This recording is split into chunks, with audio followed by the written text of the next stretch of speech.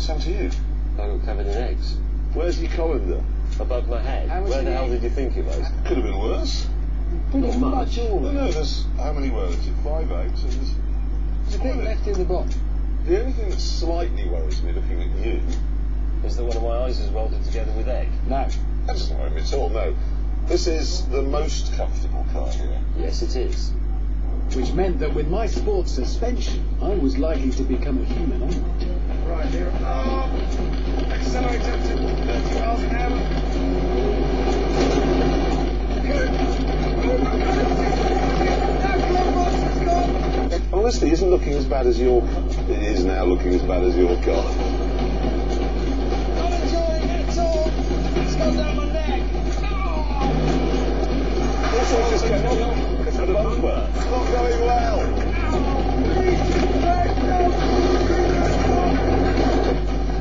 Sunrise has gone.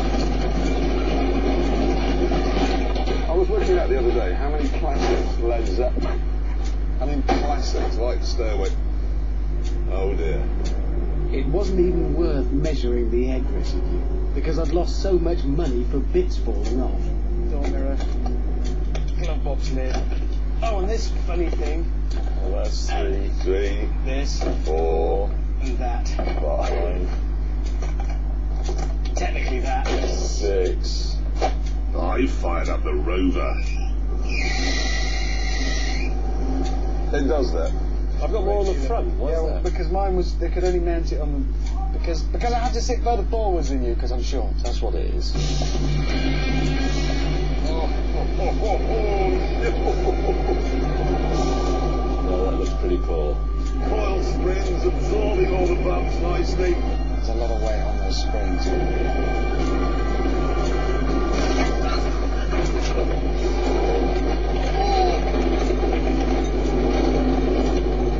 That was the door. Having fun?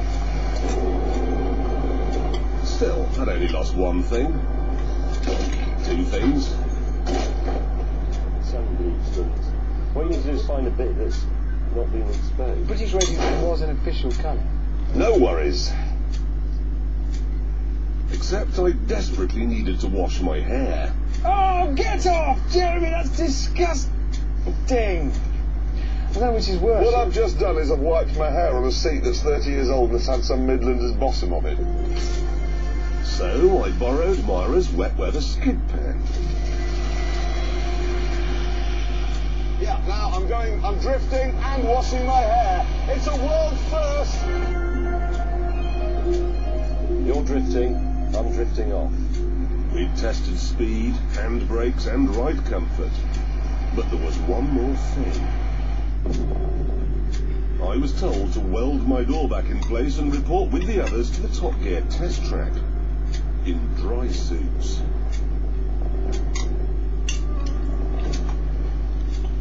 Mine doesn't fit. Oh, stop moaning. It doesn't fit. Just pull it.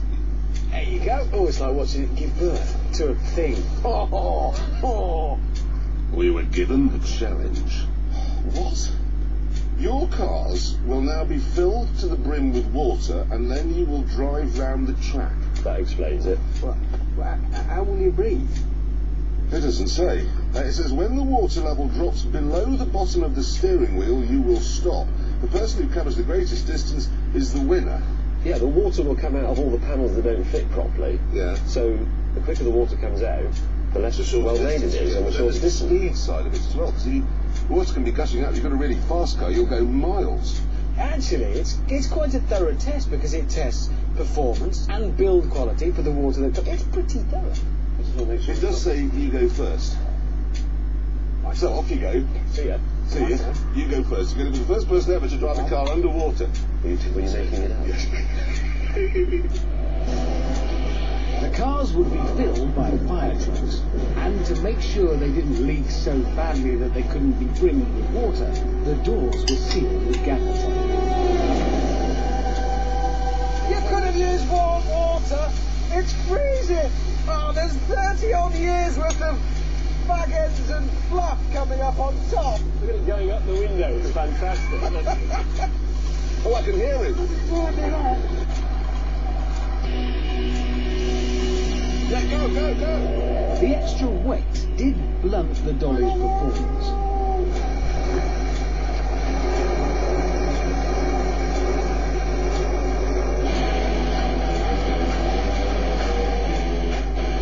And he's leaving a big trail of... That's a big trail of water.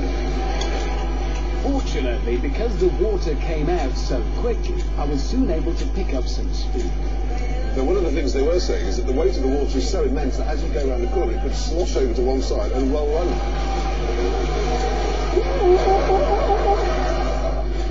Imagine filling the insurance form in on that. Well, how did he drown?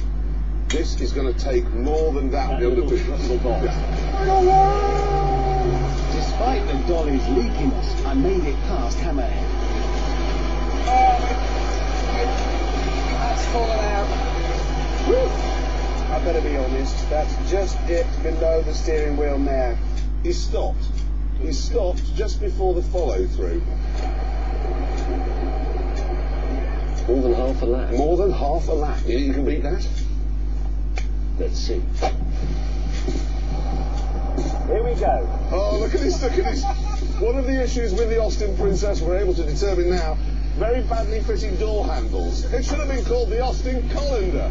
Even so, it was filling quite well. It was great sport. And I checked to make sure James's snorkel was working.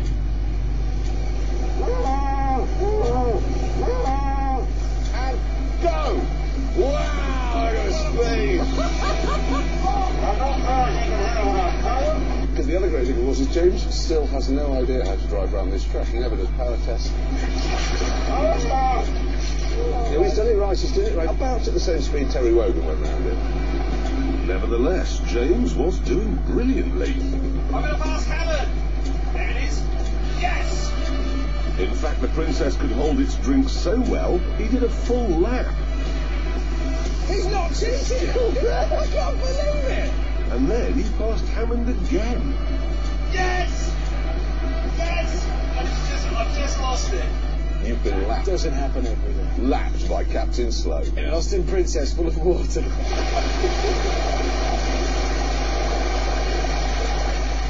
Right, bring on the Rover. Yeah. The water thundered in This is quite cold now. and came straight out of it. We're having to use two hoses because your Rover leaks so badly. Rubbish. I was only bothered about my secret weapon. Yeah. Height adjustable. Those lower there. Two hoses still weren't enough. We're going to have to put a third hose pipe in to fill it.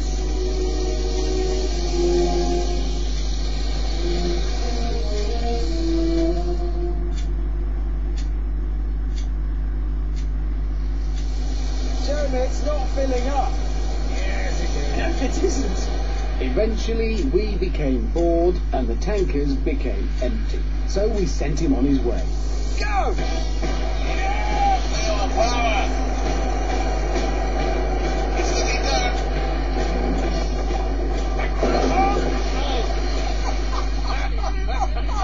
The damn doors come off! That's quite a big panel gap you've got there. That is quite a gap. You lost that badly. You lost Last that. place, mate. In that test.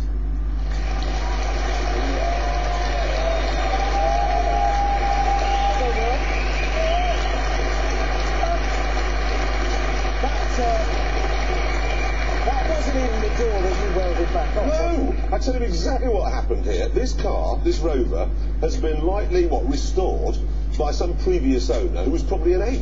Actually, it's a good point because my dad had 3 of those and none of the doors ever fell off. No, it's not Rover's fault. It was built brilliant. Not Rover's fault. No, in fact, I seem to remember at the time the SB1 was often praised for the way its back doors stayed on. Exactly.